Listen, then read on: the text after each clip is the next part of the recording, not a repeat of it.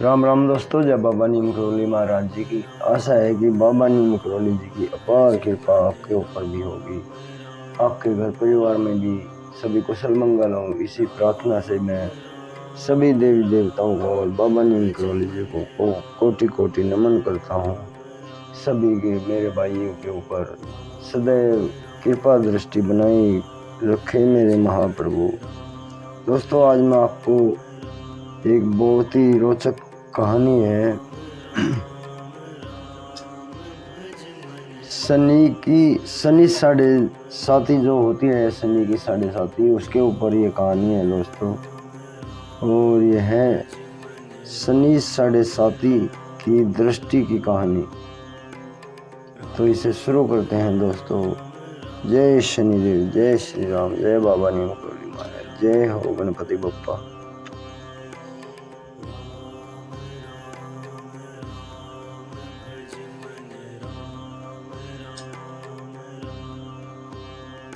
तो शनि साढ़े साथी की दृष्टि की कहानी।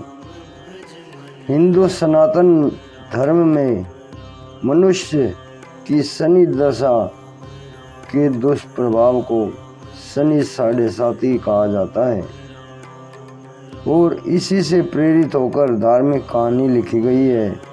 मुझे पाठकों से आशा है कि शनि की दृष्टि की ये कहानी आपको ज़रूर पसंद आएगी। काजल नाम की एक लड़की अपने पति के साथ एक अपार्टमेंट में रहती थी। काजल का पति राहुल एक सॉफ्टवेयर कंपनी में टीम लीडर के पद पर काम करता था। राहुल बचपन से ही बहुत आध्यात्मिक था, लेकिन उसके उलट उसकी पत्नी काजल बिल्कुल नास्तिक थी। वह ज़्यादातर रंगीन दुनिया में जीने की चाहत रखती थी, जिसे वह आज के हिसाब से सही समझती थी। हालांकि इस बात को लेकर दोनों के बीच कभी भी कोई अनबन नहीं थी। दोनों अपने जीवन में बहुत खुश थे। एक दिन सुबह सुबह राहुल टीवी में धार्मिक कार्यक्रम देख रहा था, जिसमें शनि साढ़े साथी काल के बारे में बताया जा रहा था। उसी समय काजल चाय नाश्ता लेकर आती है और राहुल के बगल में बैठकर चाय पीने लगती है। थोड़ी ही देर में वह राहुल से चाय पीते हुए कहती है, क्या सुबह से बोर कर रहे हो? और उसी समय टीवी का रिमोट उठाकर चैनल बदल दिया। राहुल को काजल का बर्ताव अच्छा नहीं लगता। वह काजल से कहता है, क्या तुम साढ़े साथी की महादशा के बारे में कुछ जानती हो, जो तुमने उसे बकवास समझ लिया? धर्म की बातें समझने के लिए आस्था लगती है, लेकिन तुम तो बिल्कुल नास्तिक हो। लेकिन तुम्हें किसी और की भावनाओं को तकलीफ देने का हक नहीं है। काजल को राहुल की बात से ग्लानि महसूस होती है और वह राहुल से माफ़ी मांगते हुए वही शनि भगवान का कार्यक्रम टीवी में दोबारा से लगा देती है। राहुल काजल को बहुत प्यार करता था। वह मुस्कुराते हुए कहता है, अरे कोई बात नहीं, चलो आज शनि मंदिर चलते हैं। वैसे काजल को मंदिर जाने में कोई दिलचस्पी नहीं थी, लेकिन वह राहुल का दिल रखने के लिए मंदिर जाने को तैयार हो जाती है। दोनों एक साथ बाइक में मंदिर पहुंचते हैं और मंदिर के आसपास बहुत सी छोटी छोटी दुकानें लगी होती हैं। दुकानों में भक्त अपनी पसंद की चीज़ें खरीद रहे हैं। राहुल प्रसाद खरीदकर मंदिर की तरफ चलने लगता है। वहीं सीढ़ियों पर एक बाबा काले कपड़े पहने बैठे हुए थे। राहुल उनके कटोरे में कुछ पैसे डाल देता है और काजल के साथ मंदिर चला जाता है।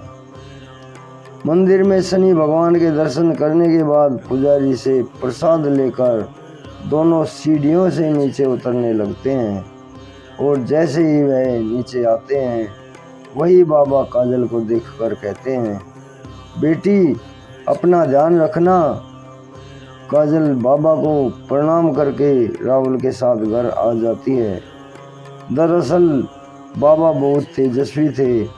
उन्होंने काजल को देखते ही महसूस कर लिया था कि उनके ऊपर शनि की दृष्टि पड़ चुकी है, जिससे उनका शनि 7.5 शुरू हो चुका है और उसके जीवन में संकट के बादल घिर गए हैं। काजल के घर पहुंचते ही उसके सर में दर्द होने लगता है।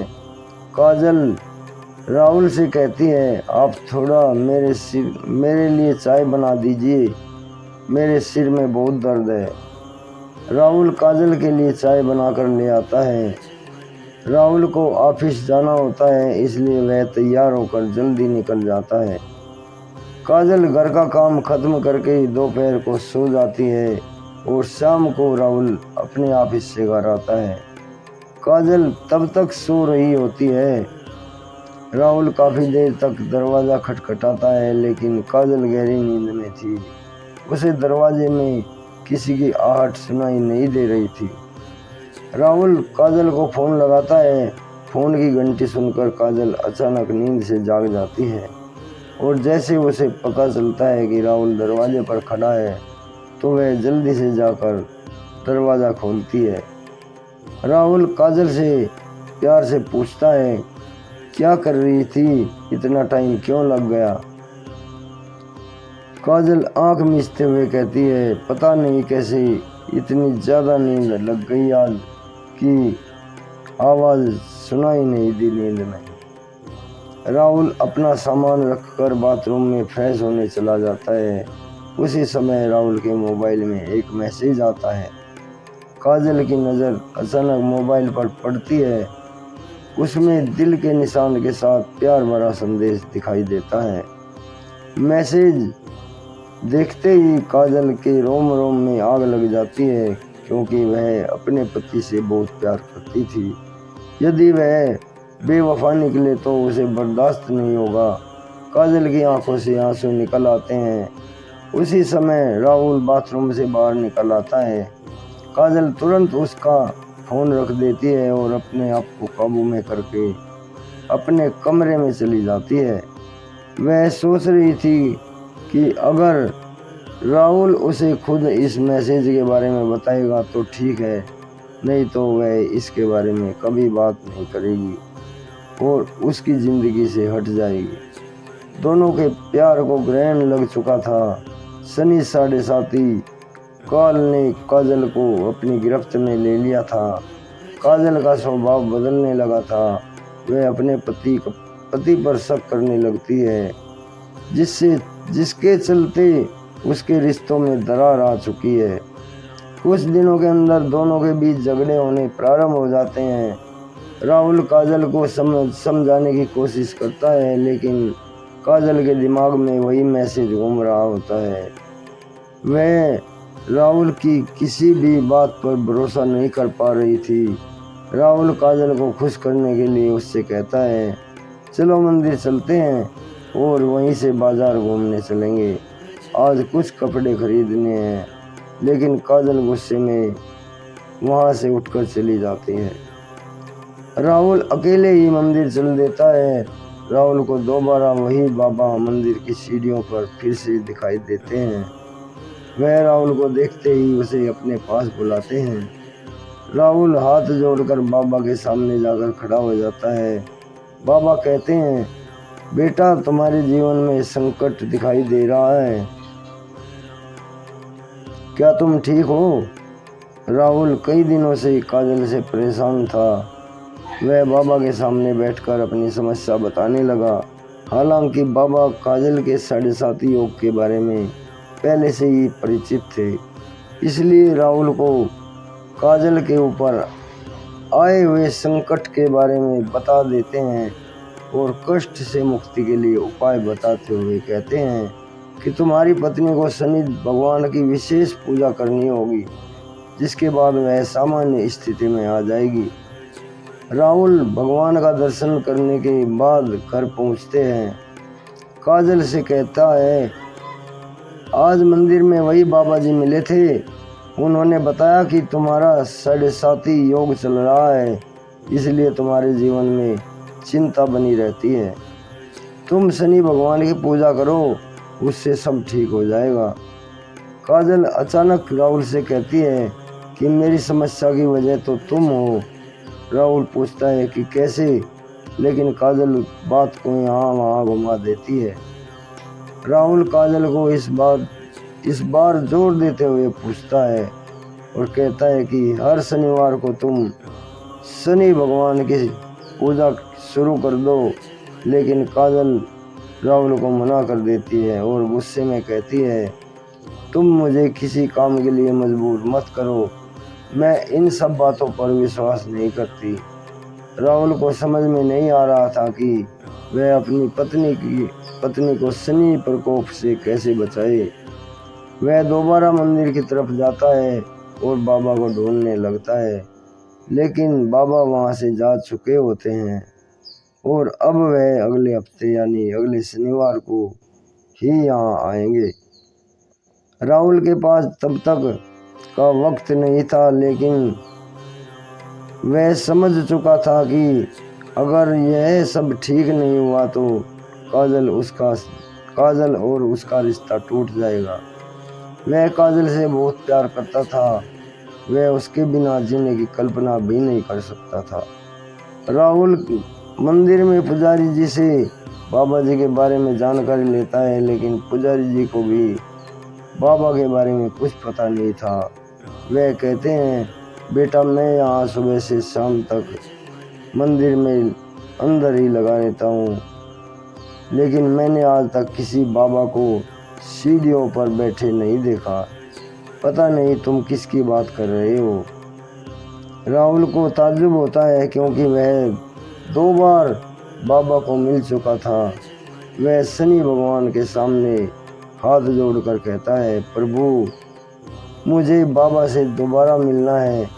और इतना कहते हुए राहुल मंदिर से नीचे उतरने लगा। अचानक सीढ़ियों में उसके सामने बाबा प्रकट हो गए और उसे एक शनि भगवान की मूर्ति देते हैं और कहते हैं, इसे अपने घर में रख लेना और इन्हें तेल में स्नान कराना, तुम्हारा कल्याण होगा। और इतना कहते ही बाबा अचानक राहुल के सामने से ही ओझल हो जाते हैं। राहुल को समझ आ जाता है कि यह कोई साधारण बाबा नहीं बल्कि तेजस्वी आत्मा है। राहुल अपने घर पहुंचकर शनि भगवान की मूर्ति स्थापित कर देता है। राहुल जैसे ही वह मूर्ति को तेल से स्नान कराता है, काजल पीछे से आकर जोर जोर से चिल्लाने लगती है और कहती है, खुद चरित्रहीन होकर ये ढोंग मत करो। अपनी गलती छुपाने के लिए तुम शनि भगवान का सहारा ले रहे हो। अपने आप को आईने में देखो तो पता चलेगा तुम कितने घटिया इंसान हो। काजल की इतनी अभद्र बातें सुनते हुए राहुल के पैरों तले जमीन खिसक गई। उसने उम्मीद नहीं की थी कि काजल उससे कभी इस लहजे में बात करेगी। राहुल शांत स्वभाव का था। वह काजल को शांत करते हुए पूछता है, क्या हुआ काजल, आराम से बात करो। काजल तुरंत उसका मोबाइल लाकर वही मैसेज उसके सामने रख देती है। राहुल काजल से पूछता है कि यह क्या है। काजल तुरंत कहती है, तुम बताओ यह क्या है, कौन है जिसने तुम्हें यह मैसेज भेजा है। राहुल काजल की बात सुनकर मुस्कुराने लगता है और कहता है, अरे पागल, यह मैसेज उस लड़की ने मुझे नहीं भेजा था, बल्कि कंपनी में काम कर रही मेरी टीम के एक लड़के ने उस लड़की को भेजा था और उस लड़के ने मुझसे उसकी शिकायत करने के लिए वह मैसेज मुझे फॉरवर्ड किया था। यह बात सुनते ही काजल का दिमाग शून्य हो गया। उसे कुछ समझ नहीं आता था। वह जमीन पर बेसुध होकर बैठ जाती है।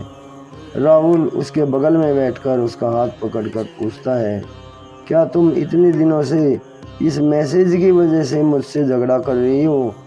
तुम पागल तो नहीं हो गई? एक बार मुझसे पूछ तो लिया होता। मैं तुम्हारे अलावा किसी और लड़की के बारे में सोच भी नहीं सकता। काजल जोर जोर से रोने लगती है और राहुल को गले लगा लेती है। अनजाने में ही सही, लेकिन शनि भगवान की कृपा से काजल को 7.5 योग से छुटकारा मिल जाता है। दोनों के जीवन में फिर से खुशियों को न्योता मिल चुका था। शनि भगवान के विराजमान होते ही दोनों के बीच झगड़े की वजह समाप्त हो चुकी थी और उनके जीवन में खुशियों ने दोबारा दस्तक दे दी थी, शुरू कर दिया था और दोनों के जीवन में सारे कष्टों की समाप्ति एक साथ हो चुकी थी। धर्म की यह कथा अभी समाप्त होती है। शनि 7.5। जय शनिदेव, जय बाबा नीम करोली महाराज, जय श्री राम, जय हनुमान जी की। दोस्तों, ये बहुत ही रोचक कथा है, इसे आगे भी शेयर करना। शनि भगवान की आपके ऊपर सदैव कृपा दृष्टि रहे, इसी प्रार्थना के साथ बाबा नीम करोली जी आपके ऊपर सदैव कृपा दृष्टि बनाए रखें, इसी प्रार्थना के साथ मैं आपसे आज्ञा लेता हूँ। जय शनिदेव, जय बाबा नीम करोली महाराज की, जय हो गणेश भगवान जी की, जय शिव शंकर भोलेनाथ जी की। राम, जय हनुमान।